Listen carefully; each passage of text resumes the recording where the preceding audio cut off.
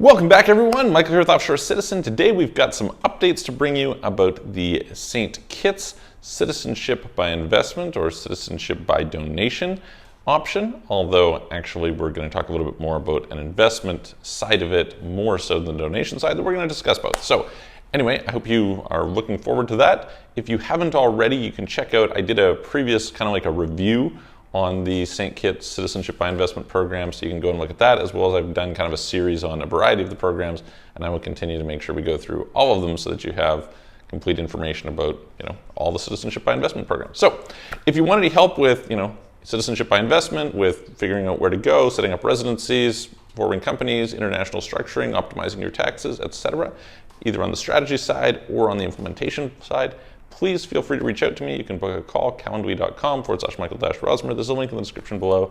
You can check out our websites, offshorecitizen.net, offshorecapitalist.com. And before we go on further, please smash the subscribe button, nail the notification bell, make sure you don't miss out on any of our future videos. Let's dive into it. Okay, so they recently made some changes, really at the start of March, I believe it was, that we had kind of some updates on the escrow procedure. And this changed a few things. In the last video that I did on the St. Kitts program, I talked about the financing option, what we call the DPLA option.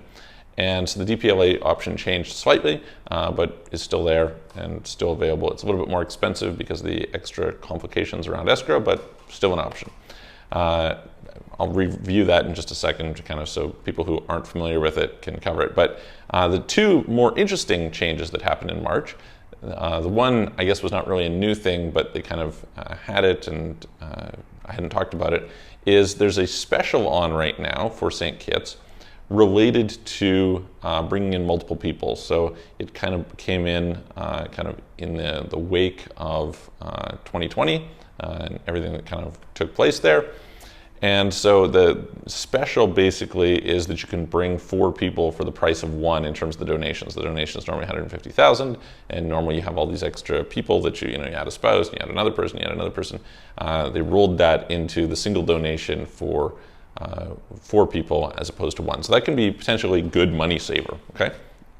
The second thing that they did, which is super interesting, is they allowed that essentially anyone could sell their property, and that could qualify for citizenship by investment. So let's just go through the basics of this program so we can understand it. So there are 2 options basically for the St. Kitts Citizenship by Investment program. The one is you have donation, which is $150,000, and then there's fees on top of that. So you start off at about like $164 and then go up from there, depending on who all's included, etc. And then the other side is you can do a property investment. Now, normally there's a property investment of $200,000, then you did some donation and you did some fees and so on and so forth. I covered that in the last video.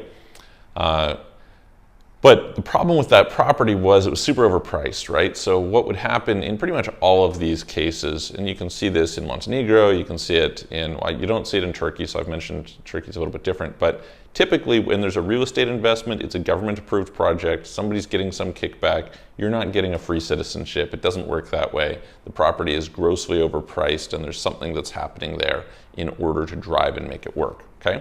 That's normally what happens. St. Kitts has come along now, and they've said, hey, listen, we will allow you to buy properties that are not just these approved projects. The caveat is it needs to be at least $400,000, okay? So whereas before the situation was you could buy into one of these projects, and these projects were government approved, and they were overpriced, and you weren't really sure what the value was because you were getting maybe a unit of something, and what's a unit worth compared to an actual house or apartment or something like that. In this particular case, you're suddenly saying, okay, great, I can buy somebody's house, right? I can buy a villa, I can buy whatever, but it has to be a minimum of $400,000. So what's the pro and con of this? Well, the pro is that the likelihood that you lose value on that property is probably lower versus investing in one of these projects, okay? On the flip side, you're tying up a lot more capital, right? I would also caution that in practice, of course, you have to hold this, I think it's for 7 years.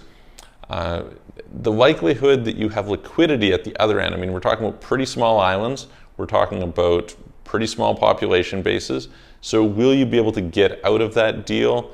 when you want to in the future, you may find that it's hard. That's not guaranteed, of course. It's entirely possible that, hey, you buy a house, it's a beach house, it's great, you're super happy with it, it's a wonderful property, maybe demand, kind of when you reach the point of time where you're ready to sell, where you've kind of qualified for your citizenship and you don't have to worry about losing it or anything like that, maybe the market's great, you don't know.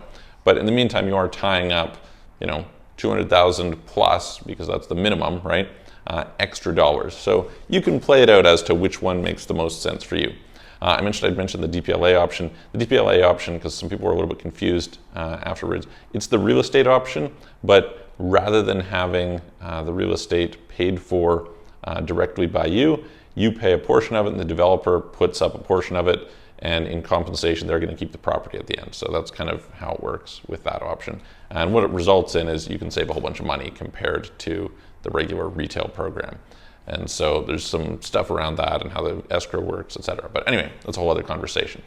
Bottom line, right now is a great time to get in on St. Kitts because, number one, if you have a family, you can get this discount with including the, say, other 3 people.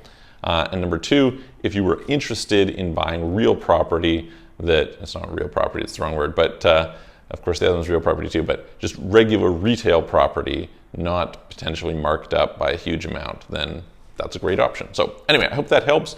If you have questions, please put them in the comments below. Reach out to me. Happy to help you with getting a citizenship, whether it's here or in one of these other places. No problems.